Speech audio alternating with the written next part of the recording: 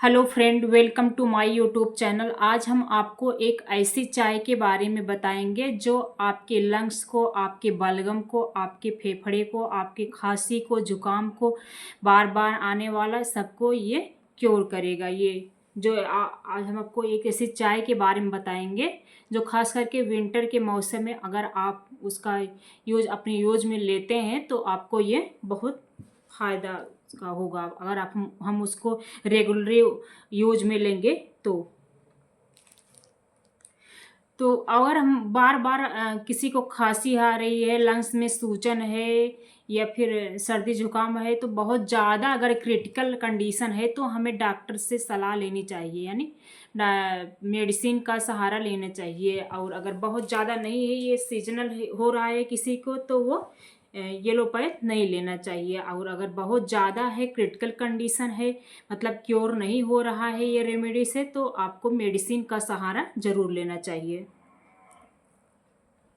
अपने डाइट को मेंटेन करना चाहिए। जैसे जैसे विंटर में परिवर्तन होता है, वेदर में विंटर का मौसम आता जाता है, तो हमें अपने डाइट में मेंटेनेंस लाना चाहिए। जैसे जैसे मौसम परिवर्तन होता है वैसे वैसे हमें अपने डाइट में गर्म गर्म तासीर वाली चीज़ें हमें शामिल करना चाहिए। जिसको मतलब बार बार जुकाम होता है उसको अपने डाइट में गर्म तासीर वाली चीज़ें ज़रूर शामिल करना चाहिए। सबसे पहले हम आपको बताएंगे कि ये जो हमारे शरीर में जो म्यूकस यानी कि बलगम बनता है, ये हमारे लंग्स को प्रोटेक्ट करने के लिए बनता है। जब ये हमारे लंग्स में स्वेलिंग आ जाती है, हमको बार बार मतलब ये रनिंग नोज हो जाता है या फिर जुकाम हो जाता है, तो बार बार हमारे फेफड़े में मतलब इरिटेशन जैसा होता है, तो ये जो म्यूकस बनता है तो ये हमारे लंग्स बॉडी जो हमारी एक्सेसिव मात्रा में म्यूकस बनाती है, तो ये हमारे लंग्स को प्रोटेक्ट करने के लिए।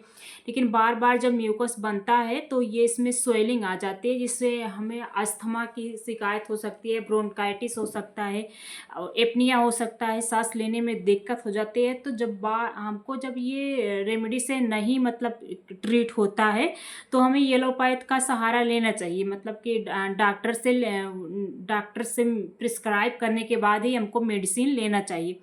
और अगर ये हो जा रहा है क्योर इस रेमेडी से, तो हमें मेडिसिन नहीं लेना चाहिए, क्योंकि बार बार मेडिसिन लेने से मेडिसिन का भी साइड इफ़ेक्ट होता है। तो जहाँ तक हो सके, अगर बार बार किसी को हो रहा है ये सब चीज़ें, जुकाम वगैरह, तो हमको होम रेमेडी से ही ठीक कर लेना चाहिए अपने आप को। मतलब और ये होम रेमेडी जो है ये हम अपने डाइट चार्ट में रेगुलरली अगर हम इसको लेते हैं तभी ये फ़ायदा होगा, अन्यथा नहीं होगा।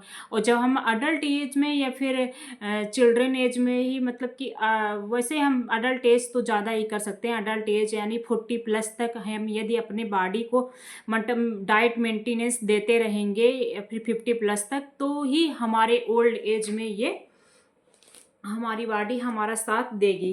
वरना बार बार हमको एपनिया होता रहेगा, ये मतलब कि ब्रोंकाइटिस हो गया, अस्थमा होगा, ये सब दिक्कतें हमको आती रहेंगी।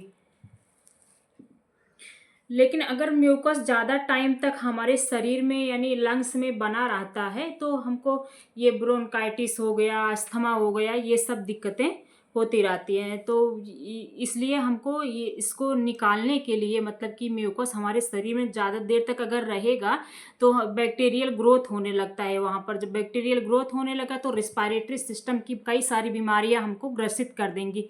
ताकि तब जब बहुत ज़्यादा टाइम जब हो जाता है, म्यूकस जो होता है कि वो पूरी तरह से हमारे लंग्स को, फेफड़े को मतलब चिपक जाता है, उसको पूरी तरह से घेर लेता है एक्सेसिव मात्रा में जब म्यूकस बनने लगता है।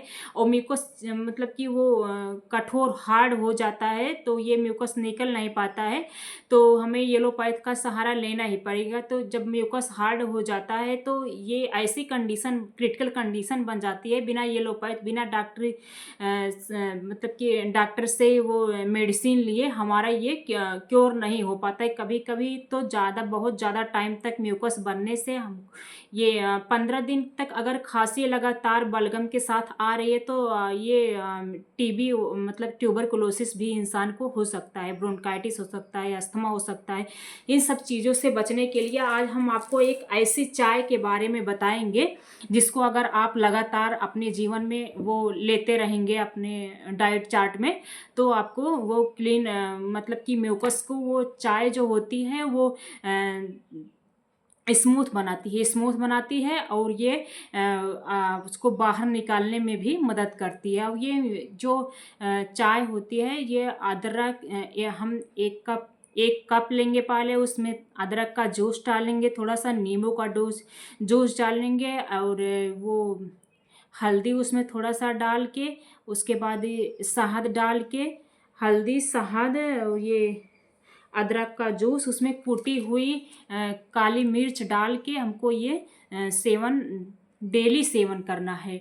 और ये जो जिंजर यानी अदरक होता है ये एंटी फंगल होता है, एंटी बैक्टीरियल होता है। ये हमारे शरीर को, हमारे लंग्स को मतलब बचाता है ये, और ये हमारे लंग्स के साथ साथ ये हमारे लीवर को भी प्रोटेक्ट रखता है। इसलिए हमको हर दिन मतलब डे टू डे हमें ये अपने डाइट प्लान में शामिल, खासकर विंटर के मौसम में हमको ये अपने डाइट प्लान में शामिल ही करना चाहिए। यदि हम अडल्ट एज में अपने बॉडी को प्रोटेक्ट किए रहेंगे, अपने डाइट प्लान मेंटेन किए रहेंगे, तो ही ये हमारा अडल्ट मतलब ओल्ड एज में हमारा बॉडी हमारा साथ देगी। नहीं अन्यथा हमारा ओल्ड एज में हमारी बॉडी भी हमारा हम साथ छोड़ देगी।